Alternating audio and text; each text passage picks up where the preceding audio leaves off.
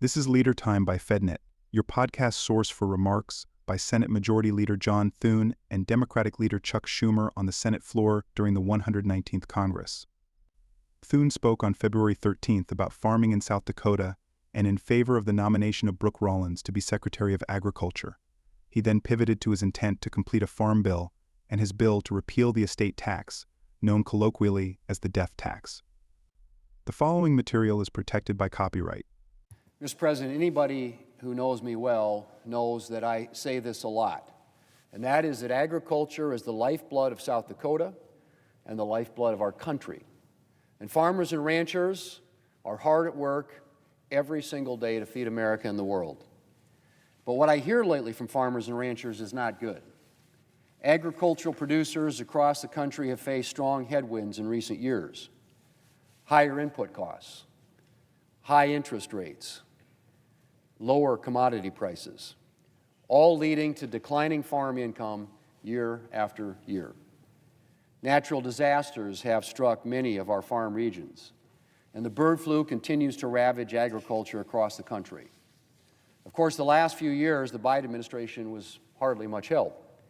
It imposed burdensome regulations like WOTUS, or Waters of the United States, that threatened to devastate the farm sector. The administration put expanding market access on the back burner while our agricultural trade deficit grew to record levels. And their profligate spending led to inflation that hit farmers and ranchers especially hard in the form of higher input costs.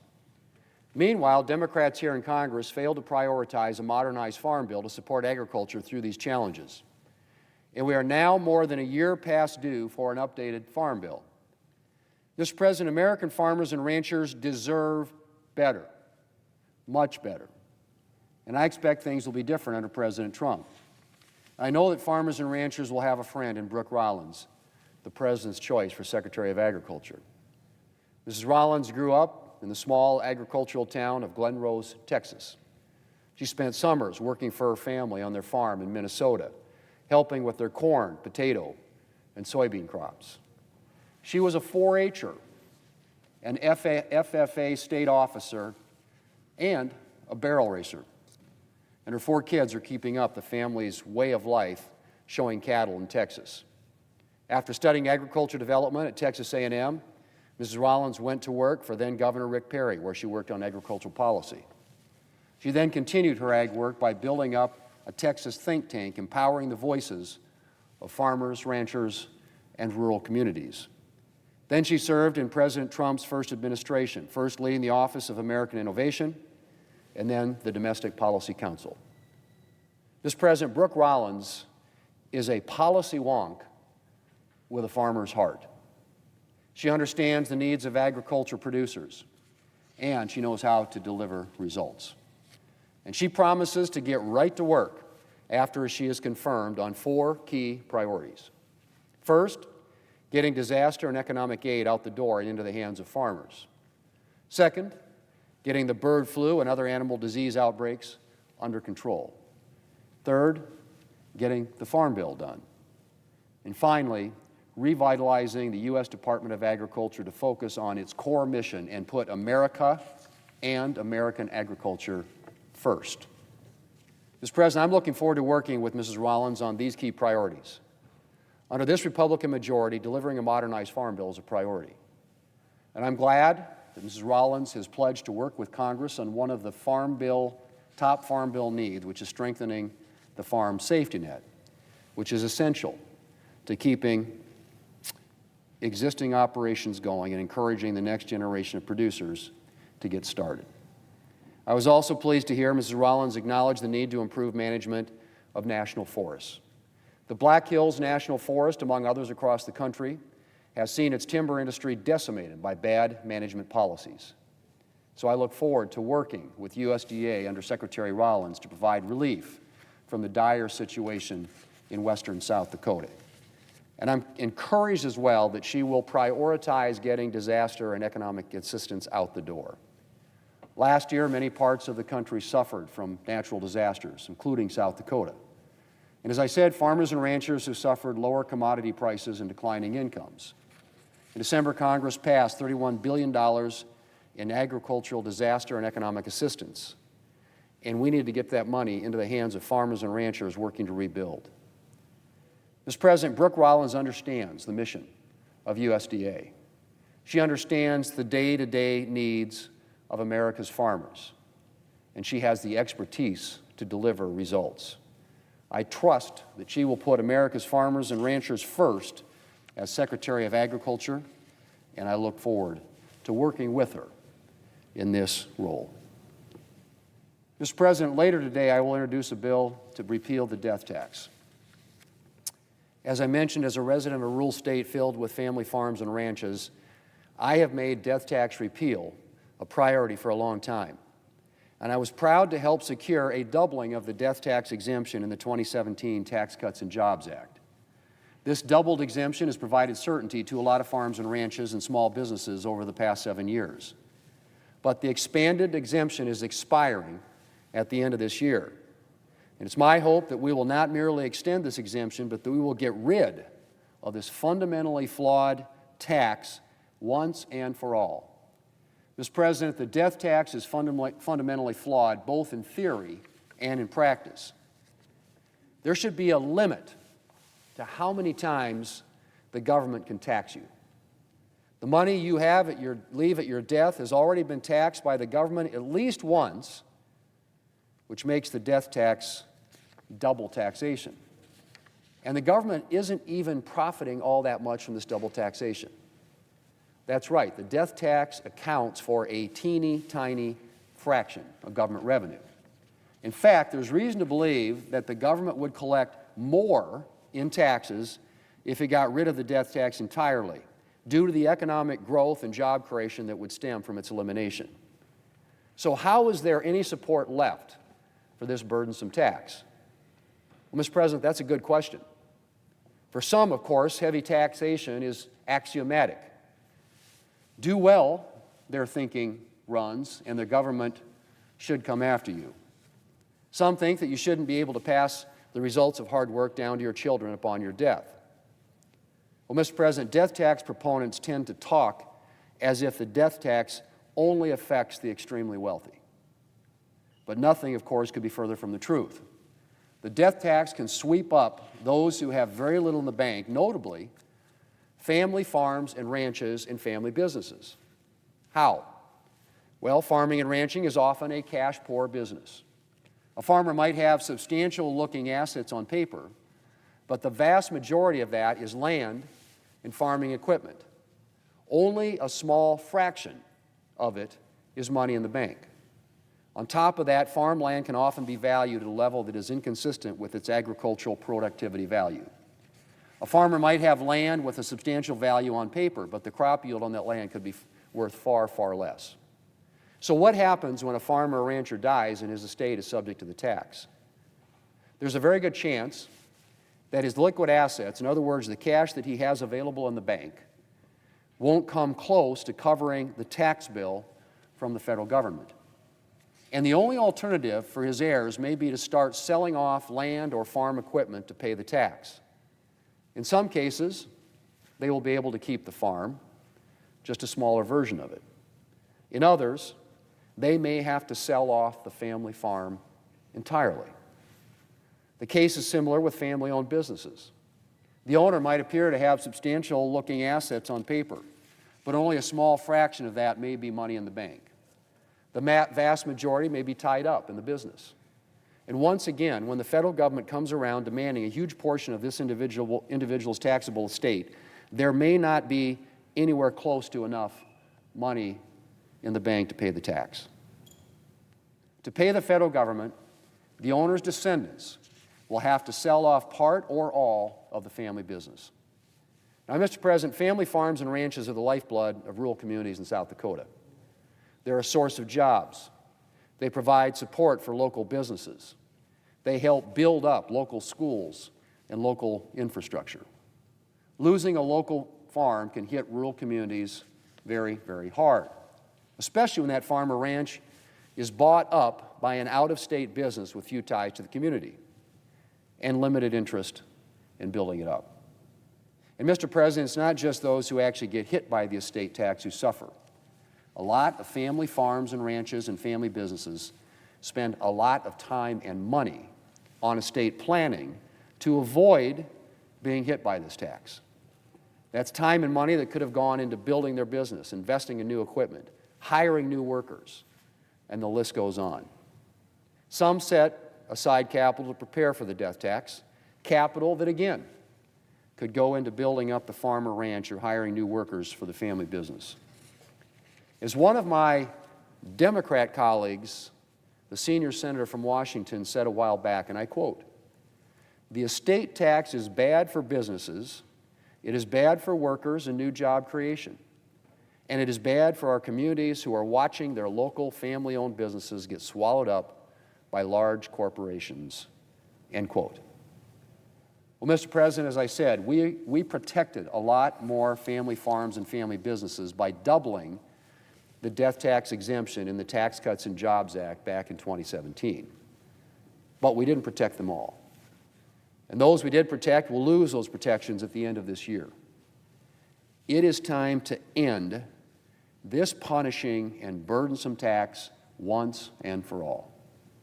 I want to thank my Republican colleagues who have joined me in sponsoring this legislation. And Mr. President, I hope that 2025 will be the year that we permanently bid farewell to the death tax.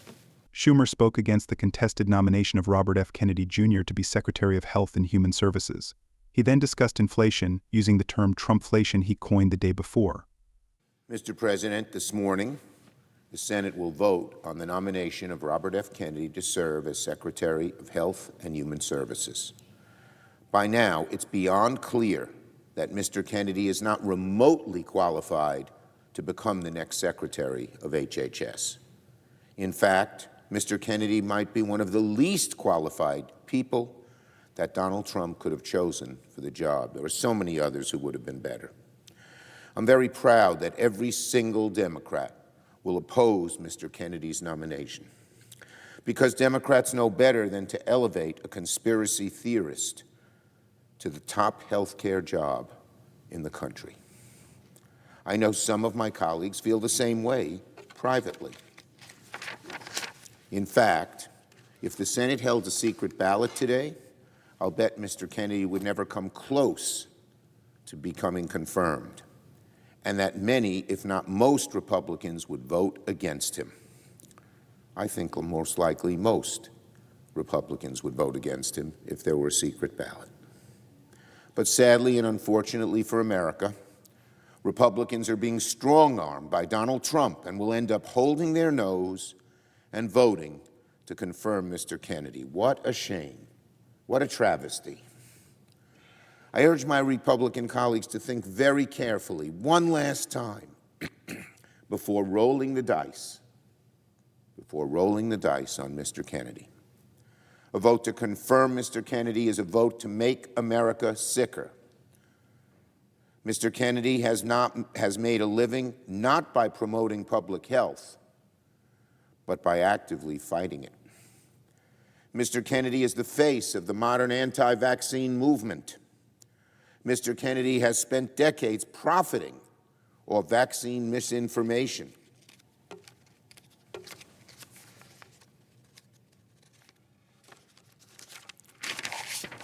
Mr. Kennedy told me to my face that he would, quote, defer to the president on issues as personal, as deeply held, as important as abortion. Well, how do we know that Mr. Kennedy won't just defer to the president, who is far from an expert on health care, on other issues and health care issues as well? It's simple. We don't.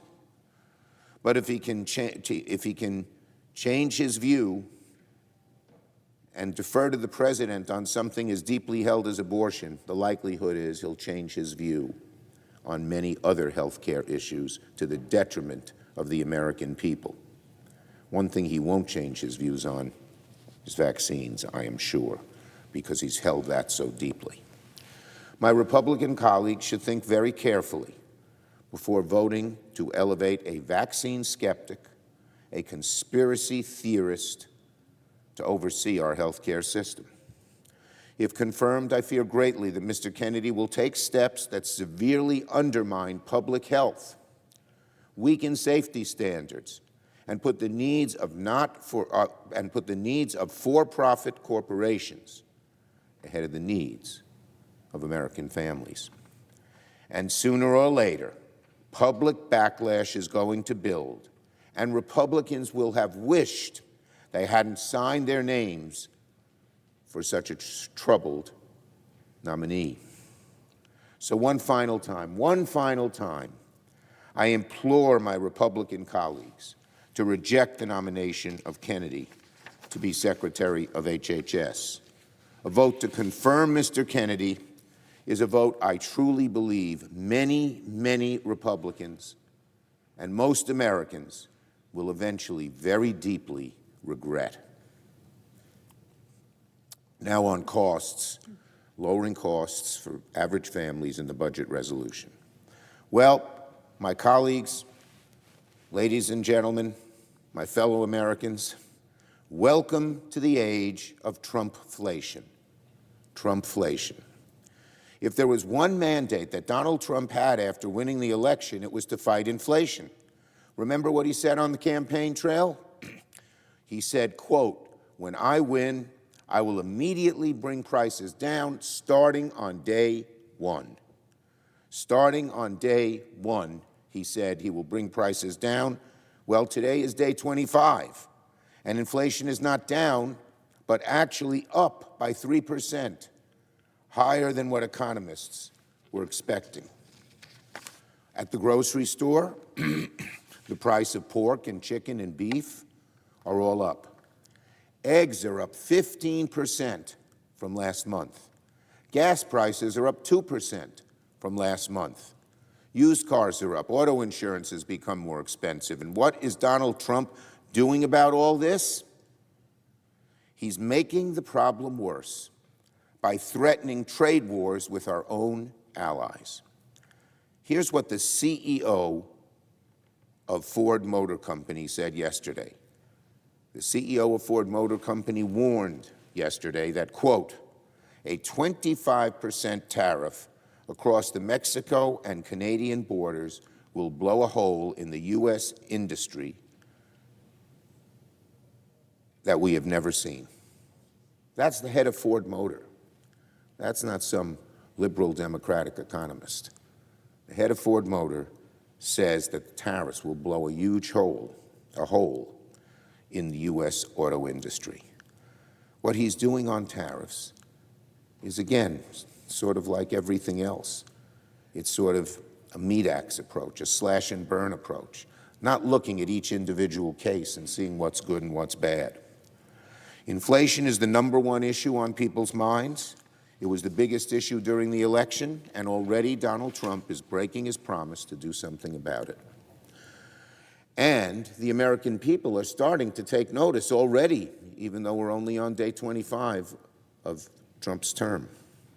A recent CBS poll showed that 66% of voters do not think Trump is focused enough on lowering prices. 66% of voters do not think Donald Trump is focused enough on lowering prices. And you know what? They're absolutely right. In the 3 weeks that Donald Trump has been president, he's been focused on pretty much everything but fighting inflation, which is the #1 thing people care about. We've seen this maneuver so many times before from Donald Trump. He knows that he has no real answers to fixing inflation. So what does he do? He distracts, he distorts, he says ridiculous and wild, strange things, hoping to distract the country from the fact he's not doing his job. It's why he talks about things like renaming the Gulf of Mexico. It's why he's talking about hotels in Gaza. It's why he's talking about annexing Canada. None of these things have anything to do with the thing that matters most, lowering the cost of living for average American families. And meanwhile, what are the Republicans doing here in Congress? What are my Senate Republican colleagues doing? Are they fighting inflation, maybe? No way. No way. Republicans are full steam ahead with cutting taxes for the ultra-rich, paid for on the backs of working and middle-class families. Just look at the gargoyle-like budget proposal that the House Republicans released yesterday. Republicans want to make billionaires even wealthier by raising costs for working people. The Republican budget slashes nutrition programs that help 40 million Americans put food on the table. The Republican budget proposes massive cuts to Medicaid, threatening health care for tens of millions of people. It will make food, health care, energy, and housing more expensive, all to cut taxes for the ultra-rich, hurting the middle class, raising costs for the middle class to help the ultra-wealthy. The Republican budget plan can be described in one word: radical. Republicans should remember well what happened the last time they cut taxes for the ultra-wealthy. It backfired with the rest of America. If Republicans try to cut taxes for the ultra-rich again, history is going to repeat itself, and it will cost them dearly at the ballot box. Both Kennedy and Rollins were later confirmed. Be sure to subscribe to our podcasts on your favorite platform for floor speeches like these and press conferences. This program is copyrighted by Federal Network, Incorporated, and provided only for informational and educational purposes. Unauthorized reproduction, distribution, or use of this episode without express written permission from FedNet is prohibited.